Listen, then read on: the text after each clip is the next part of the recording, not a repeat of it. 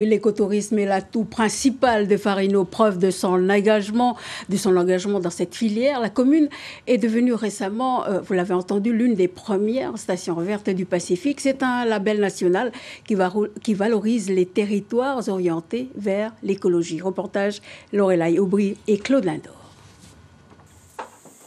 Installé à Tindéa, Raphaël et sa femme Magali tiennent une table d'hôte qui propose une cuisine naturelle. Ici, la quasi-totalité des ingrédients provient d'un rayon de 50 mètres autour de la maison. Roquettes, choux canaques, plantes aromatiques sont à disposition de ces passionnés de permaculture en quête d'autosuffisance. Donc ici, Farino nous permet d'avoir un microclimat assez exceptionnel pour tout ce qui est les aromates.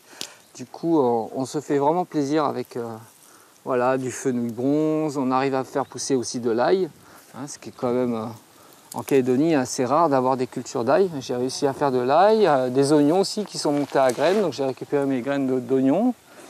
Ici, l'écologie ne se limite pas qu'à la cuisine. En bon activiste, Raphaël a installé un système de récupération des eaux de pluie qui vient aussi pallier l'inconstance de l'eau distribuée au robinet.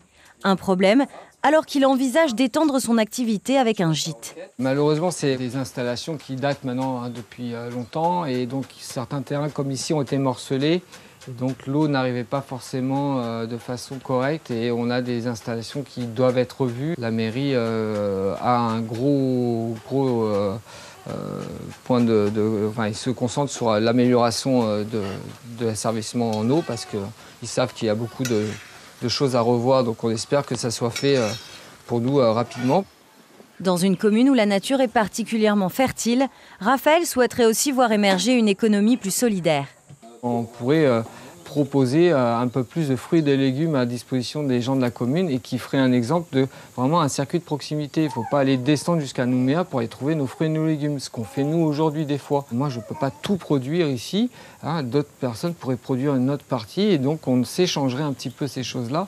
Donc, et puis la commune pourrait aussi planter des bords de route comestibles au lieu de planter des palmiers.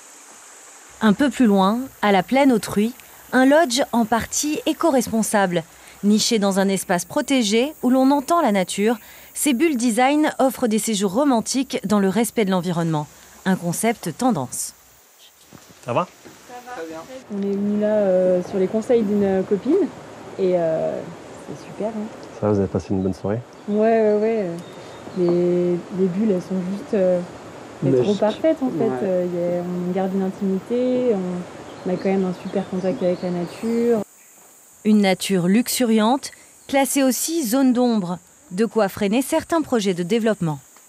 On aurait aimé par la suite, si vous voulez, développer tout ce qui touche au numérique et on est un peu freiné par la vitesse de connexion à Internet. On aurait aimé mettre en place des télescopes avec des tablettes qui permettaient d'identifier les étoiles, mais pour ça, il faudrait une connexion Wi-Fi assez puissante.